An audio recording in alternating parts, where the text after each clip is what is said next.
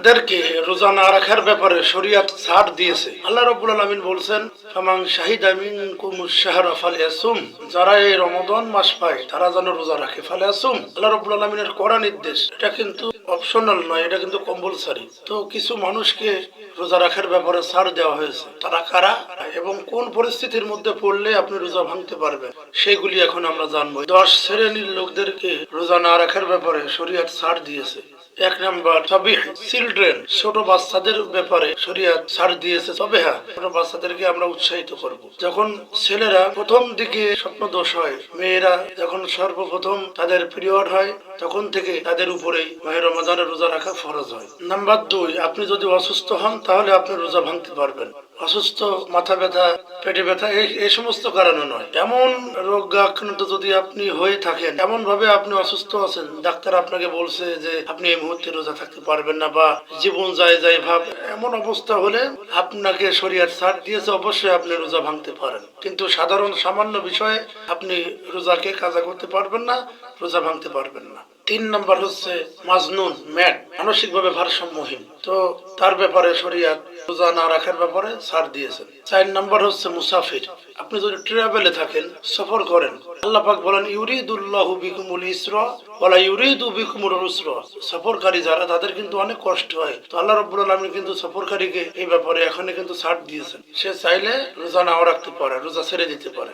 অসুস্থ থাকার কারণে বা সফরে থাকার কারণে যদি আপনি রোজা ভেঙে ফেলেন, আল্লাহ পাক কি বলছেন, ফামান কানা মিনকুম মারিদান আও আলা সাফারিন ফাইদ্দাতুম মিন আইয়ামিন উখর, অসুস্থ কিংবা সফরে থাকাকালীন যদি রোজা ভেঙে ফেলেন বা রোজা ভঙ্গ হয়ে যায়, তাহলে আপনি যে কয়টা রোজা ভেঙেছেন পরবর্তী সময়ে ওই কয়টা রোজা গুনে গুনে কাজা আপনি আদায় করবেন। ফাইদ্দাতুম মিন আইয়ামিন উখর, আপনি যদি অসুস্থতার কারণে, সফরে থাকার কারণে আপনি রোজা ভেঙেছেন যে কয়টা, ওই কয়টা রোজা আপনি পরবর্তীতে গুনে গুনে ওই কয়টা কাজা রোজা রাখবেন।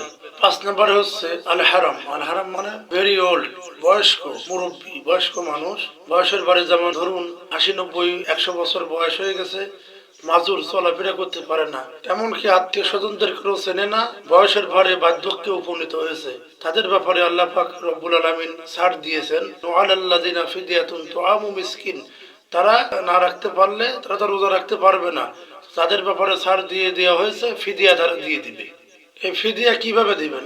এই ফিদিয়া হচ্ছে প্রত্যেকটা রোজার কারণে একজন অসহায় মিসকিনকে খাওয়াবে, আর 30টা রোজার কারণে 30 জন মিসকিনকে খাওয়াবে। যদিও সে যদি একসঙ্গে 30 জনকে খাওয়াই দিতে পারে তো নো প্রবলেম, ফিদিয়া আদায় হয়ে যাবে। 6 নাম্বার, যারা এমন কাজ করে যে কাজের মধ্যে রোজা রাখা সম্ভব নয়, রিক্সা চালানো, এরপরে রোদ্রের ভিতরে অনেক পরিশ্রমের কাজ করা, যদিও আমাদের চেষ্টা করতে হবে ওই কাজটা বাদ দিয়ে অত্যন্ত পক্ষে সহজ একটি কাজ ধরা, যদি আর অন্য কোথাও জব না থাকে, কাজ না থাকে প্রচন্ড রোদ্রের ভিতরে, তাহলে ওইটাই যদি একমাত্র জীবিকা নির্বাহের পথ হয়, তাহলে শরীয়ত রোজা না রাখার ব্যাপারে ছাড় দিয়েছেন এবং পরবর্তীতে কাজ আদায় করে দিতে হবে। পরিস্থিতি যেন এমন না হয় যে পরবর্তী বছরও যেন ওই একই কাজ খুঁজে খুঁজে বের করা না, খুঁজতে হবে যে আমি সহজ কাজ কোনটা পাওয়া যায়, বিশেষ করে মাহে রমজান মাসে ওই কাজের পাশাপাশি আমি রমজানের রোজাও রাখবো, কাজটাও করব, এমন কাজ খুঁজতে হবে। কাজের ব্যাপারে রোজা না রাখার ব্যাপারে ছাড় দেওয়া হয়েছে ওই আয়াত থেকে, ওয়ালা সাফার, মানে সফরে থাকলে তো কষ্ট হয়, তো কষ্ট যেহেতু যারা রিক্সা চালায়, টানা রোদ্দুরে কাজ করে, যেমন সৌদি আরবে ধুধু মরুভূমির ভিতরে কাজ করে, এদের কাজের পাশাপাশি যদি তারা রোজা রাখে তাহলে তারা তো মানে এমন অবস্থা হবে তারা তো মরেই যাবে, তাই না? এই জন্যে তাদেরকে শরীয়ত ছাড় দিয়েছে, কিন্তু পরবর্তীতে কাজা রোজা রাখতে হবে। 7 নম্বরে হচ্ছে আল হুবলা, গর্ভবতী নারী, প্রেগনেন্ট নারী, যে সমস্ত মায়েরা, বোনেরা, যে সমস্ত মহিলারা প্রেগনেন্ট অবস্থা থাকে এবং ডাক্তার বলে দেয় যে যদি এই অবস্থার ভিতরে আপনি রোজা রাখেন তাহলে আপনার পেটের বাচ্চার অসুবিধা হতে পারে, তাহলে সেক্ষেত্রে আপনি রোজা কাজা করতে পারেন। তবে পরবর্তীতে যে কয়টা রোজা আপনি রাখতে পারেননি সে কয়টা রোজা পরবর্তীতে আপনি কাজা আদায় করে দেবেন।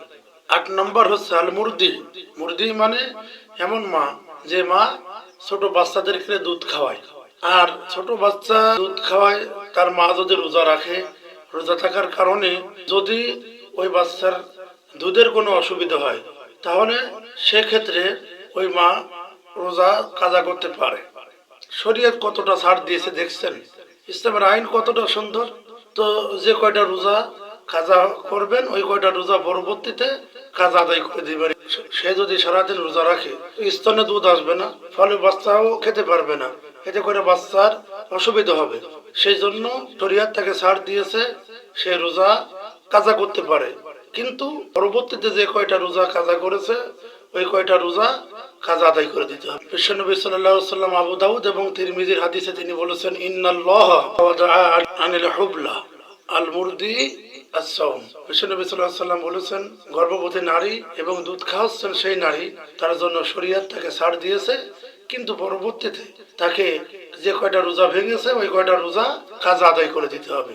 9 নম্বর হচ্ছে আল হায়েজ।